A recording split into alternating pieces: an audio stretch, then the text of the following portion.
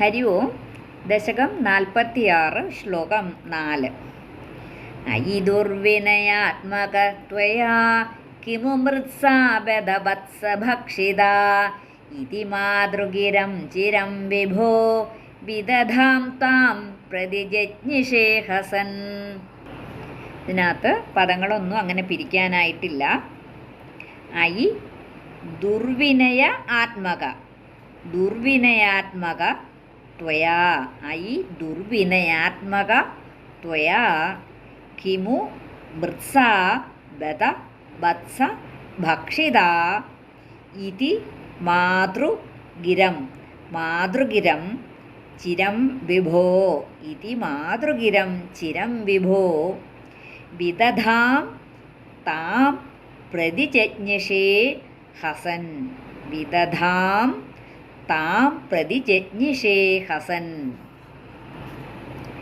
അയി ദുർവിനയാത്മക ത്വയാ കിമു മൃത്സാബദവത്സ ഭക്ഷിതാ ഇതി മാതൃഗിരം ചിരം വിഭോ വിദധാം താം പ്രതിജജ്ഞിഷേ ഹസൻ. ശ്ലോകം 4 അന്വയവും അർത്ഥവും. അന്വയം: അയി ദുർവിനയാത്മക വത്സ ത്വയാ മൃത്സാ കിമു ഭക്ഷിത, ഹേ വിഭോ ഇതി മാതൃഗിരം ത്വം ഹസൻ ചിരം വിദധാം താം പ്രതിജജ്ഞിഷേ.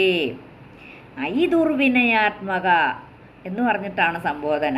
എടാ കുശൃതിക്കുട്ട, എടാ താന്തോന്നീ എന്ന് വിളിക്കുകയാണ് ഉണ്ണിക്കണ്ണനെ അമ്മ. അരുതെന്ന് വിലക്കിയിരുന്നിട്ടും കൂട്ടാക്കാതെ കഷ്ടം നീ മണ്ണു തിന്നൂയില്ലേ. അതാണ് അയി ദുർവിനയാത്മക വത്സ ത്വയാ മൃത്സാ കിമു ഭക്ഷിത. നിന്നോട് മണ്ണ് തിന്നരുതെന്ന് പലതവണ വിലക്കിയിട്ടുണ്ട്. എന്നിട്ടും എടാ താന്തോന്നി, എടാ കുസൃതിക്കുട്ട, കഷ്ടം നീ മണ്ണു തിന്നു ഇല്ലേ.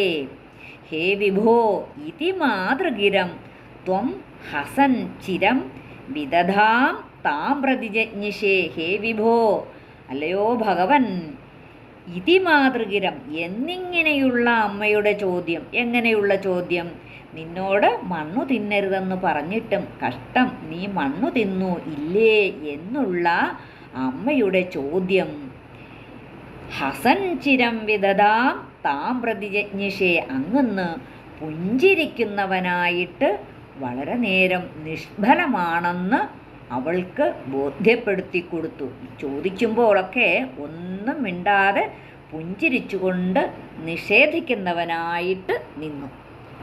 അമ്മ വീണ്ടും വീണ്ടും ആവശ്യപ്പെടുകയാണ്, ചോദിക്കുകയാണ്, നീ മണ്ണ് തിന്നോ ഉണ്ണിക്കണ്ണാ, കണ്ണാ സത്യം പറ, നീ മണ്ണ് തിന്നോ എന്ന് വീണ്ടും വീണ്ടും ആവശ്യപ്പെട്ടിട്ടും ഉണ്ണിക്കണ്ണൻ പുഞ്ചിരിച്ചുകൊണ്ട് നിന്നതല്ലാതെ ഉവ്വെന്നോ ഇല്ലെന്നോ പറയാതെ ഇരുന്നതുകൊണ്ട് വളരെ നേരം കൊണ്ട് ഇവനോട് ചോദിച്ചിട്ട് കാര്യമില്ലെന്ന് അമ്മയ്ക്ക് ബോധ്യമായി എന്ന് സാരം.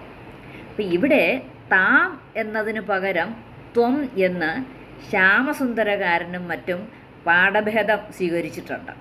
അപ്പം അതനുസരിച്ച് പ്രതിജജ്ഞിഷേ എന്നതിന് സത്യം ചെയ്തു, മണ്ണ് തിന്നില്ലെന്ന് പറഞ്ഞു എന്നാണ് വ്യാഖ്യാനിച്ചിരിക്കുന്നത്. അപ്പോൾ ഈ ഭഗവാനെ കൊണ്ട് ഇത്തരമൊരു കള്ളസത്യം ചെയ്യിക്കേണ്ടി വരുന്ന പാഠം ഇവിടെ വേണ്ടെന്ന് വയ്ക്കുകയല്ലേ ഭേദം എന്നുള്ളതാണ് ഭട്ടതിരിപ്പാടിൻ്റെ ചിന്ത.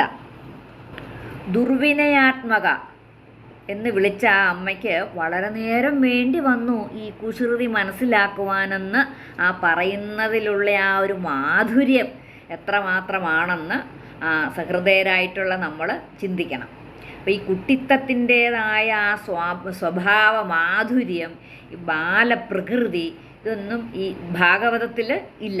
അപ്പോൾ ആ നേരിട്ട് ഉത്തരം പറഞ്ഞില്ല എന്നുള്ളത് കവിയുടെ ആ സങ്കല്പമാണ്. അയി ദുർവിനയാത്മക ത്വയാ കിമു മൃത്സാ ബദവത്സ ഭക്ഷിതാ ഇതി മാതൃഗിരം ചിരം വിഭോ വിദധാം താം പ്രതിജജ്ഞിഷേ ഹസൻ.